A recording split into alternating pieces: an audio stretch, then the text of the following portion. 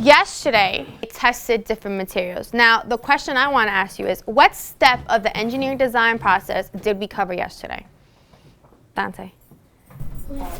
The ask. Okay, we asked different questions. We asked, what materials could we use? We asked, what are the properties those materials should have in order to create, in order to filter something correctly or successfully. So yes, we definitely did the ask. Today, we are going to be doing 2 steps.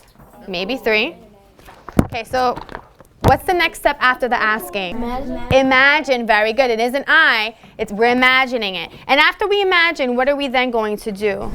Plan. Excellent. So we are going to be imagining, and then we are going to be planning. Why is that step important? Why is that ask step so important?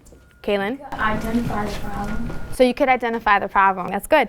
So you're identifying exactly the problem. You're staying focused. Okay, you're not just playing with water. You're not putting water through materials and see which one gets wet. No, you're actually focusing. This is the problem. This is what I'm trying to fix. This is how I'm going to fix it. Okay. Now, we used 3 different types of water yesterday. What were the contaminants in that water? What were our contaminants in the water? Soil. Gravel. Not gravel. Sand.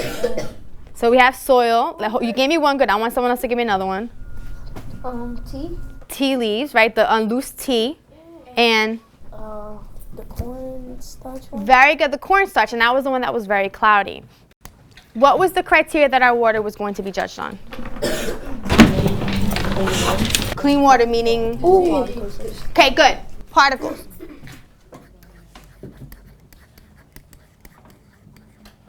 Okay. The least amount of particles the water has, the cleaner it is. You want to have as clear as possible. And I actually have a clear bottle of water. It looks bubbly. Okay, the little dots that you see are not particles. I'll bring it close to you guys. It's not particles, it's just bubbles that kind of formed on the plastic. And if you see lines, again, it's because it's plastic. Okay, so I don't want you to think that that's the water itself. But this is as clear as water could be. But let me review something. Would I be able to drink this? Yes. I could, because I got it from the faucet. But can you trust water that just looks like this? No. No, you got to be very careful. Unless you know where the source is coming from, you shouldn't just automatically take a sip of it.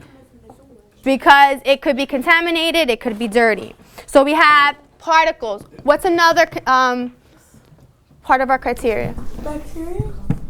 We can't really check for bacteria right now because we're doing it visually. If we're looking at the water visually, how are we judging how clean our water is? We have no particles. Color. And how else are we judging our filters? By if it removes the particles, if it removes color and it gives us clear water, and time. Okay, it should have a decent flow. It shouldn't be too fast and it shouldn't be too slow. So time. I want everyone to go to the last page in your packet, 4-13. This is how we're going to score our filter design. Now what I want you to do is I want you to see, is there anything that's added onto this that we don't have? We did particles, color, time.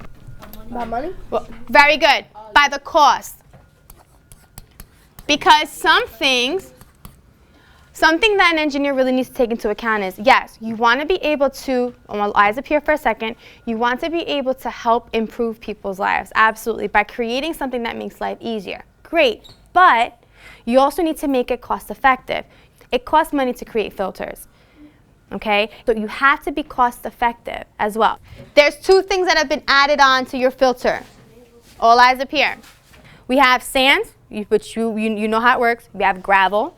We have the screens and the coffee filters. Added onto the list are cotton balls, and then we have cheesecloth. Now, what you're going to be doing is choosing what materials you think would best be used for your design, and why do you think that? The word Criteria. like that. Mm-hmm. We're gonna write all of them. That's how we are judging our water filter, if it's successful or not.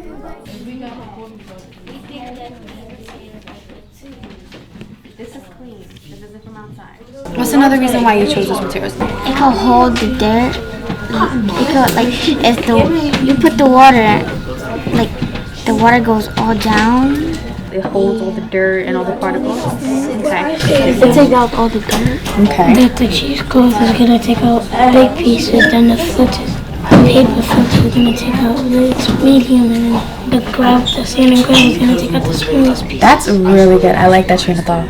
I like that you big, medium, little. So we'll see how it works. I'm very excited because as I was walking around, the conversations that I was hearing, a lot of you really putting thought into putting maybe two materials together and why you're putting those two materials together. We actually just finished the ask process, right? And right now we're going to imagine. That means we're going to brainstorm different designs.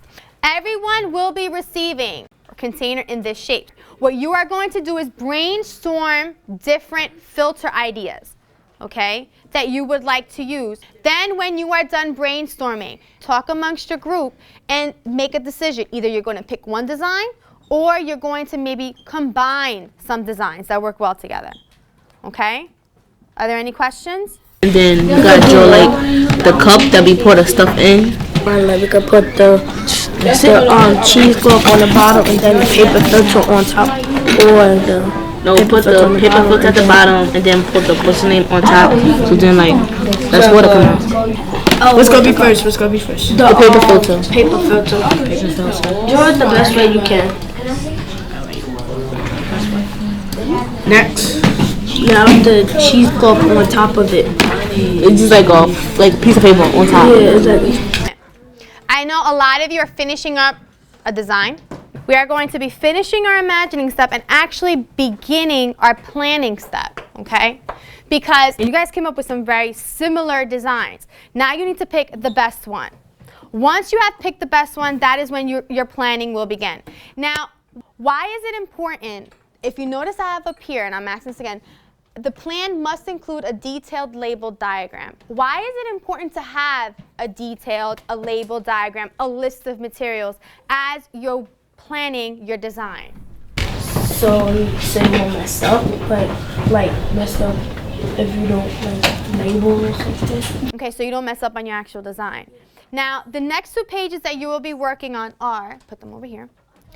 Plan has 2 pages on this packet. One, it's the actual drawing, okay? And then the next page is where your list is going to be. You will use the last page in your packet, which has the price sheets. Pay attention to how much you are spending. Okay? Begin. You're going to put the cheesecloth on top of it? Okay. And then just make sure you label and tell me, and then figure out how much you're trying to use of each material. Okay, are you going to use the half cup of gravel, or do you want to use more? Do you want to use a half cup of sand, or do you want to use more? We're gonna use the 5, like Just the 5 filters? Yeah. Okay. Well, you guys discuss it amongst your group.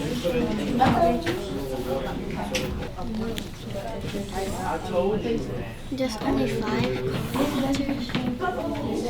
We're gonna put his cheesecloth on the top and on the bottom. and yours on the bottom, and we're gonna put both of the coffee filters together. So it's gonna be like the 2 coffee filters with the cotton balls.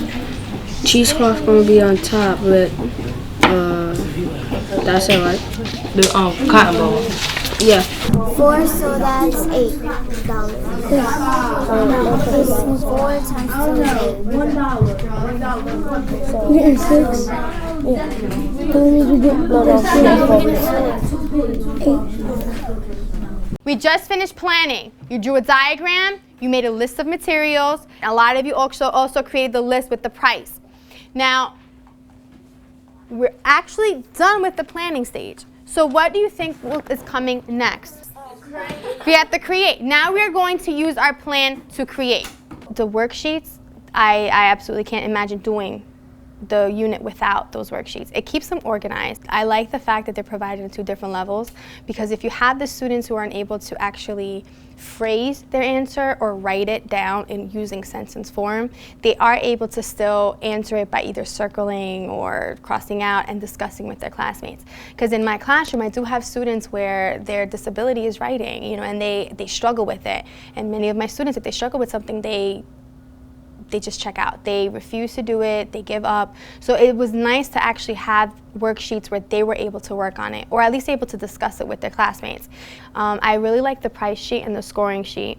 And the way everything is organized, it kind of lets them know there's an example, they know how to follow the example. Some of the main points that I hope my students take are definitely the steps of the engineering design process and how they're important to be followed.